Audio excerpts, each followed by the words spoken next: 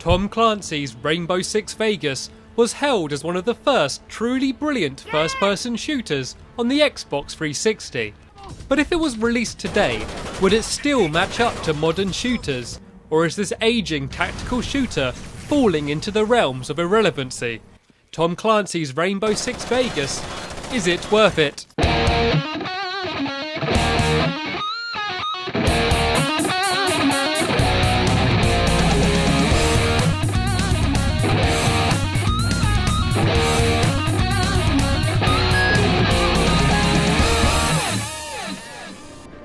The single-player portion of the game features about 8 hours of story-driven tactical shooter action, all set in the iconic location of Las Vegas. The story is somewhat bland and predictable, but it is easy to follow and keeps the action moving forward. The story is told with a combination of picture-in-picture sections during gameplay, mission briefings at the start of chapters, and the occasional set-piece moment. Unfortunately, bland and stereotypical characters and poor voice acting mean that you are unlikely to have any emotional attachment to any of the characters. Oh, bloody hell! The game also features an annoying to-be-continued ending that serves as a gigantic anti-climax.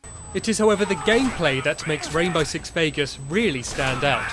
A well-implemented cover system, solid shooting mechanics, and a generally competent AI system makes firefights in Rainbow Six Vegas on a par with almost anything released after it. The best part about these firefights are the tactical options that are available. Using a variety of different gadgets and simple to implement squad commands are key to survival.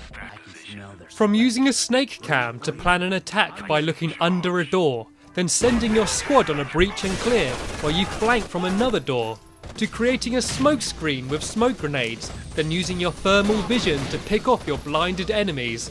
These tactical options are what make Rainbow Six Vegas' gameplay so much fun.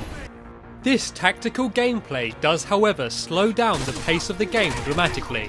This is obviously intentional, with the player's slow movement speed and blurred vision when you get shot, forcing you to take cover. If you try and play the game with a run and gun mentality, then you may get frustrated with the game's slow gameplay. The campaign can also be played cooperatively, either online with up to 3 other players or in split screen mode with 1 other player. There is also another co-op game mode called Terrorist Hunt, where up to 4 players take out hordes of randomly spawning enemies in a variety of different locations. This mode can be brilliant fun, although it can sometimes be intruded by lag online.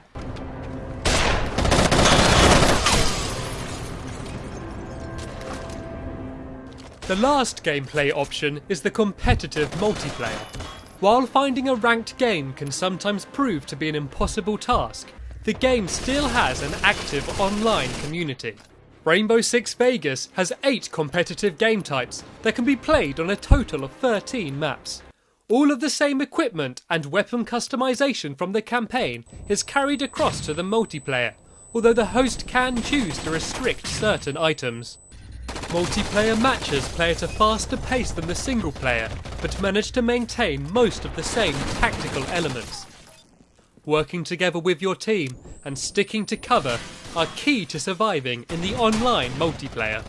The game's host system does mean that you will often find games being played on the same few maps without much variety in the game types, but these are usually the best options anyway. Tom Clancy's Rainbow Six Vegas was a title that showed gamers what was capable in a shooter on the Xbox 360. And now with versions also available on the PlayStation 3 and the PC, there are a few reasons why you shouldn't own the game. While technically the industry has moved on, the gameplay in Rainbow Six Vegas is just as exciting and intense now as it was over 5 years ago. Because of this, if you were contemplating picking up Rainbow Six Vegas cheap, rest assured, it is worth it. We will pacify the rooftop, we will work down from there, and we will give them hell! Amen to that. Yes, sir.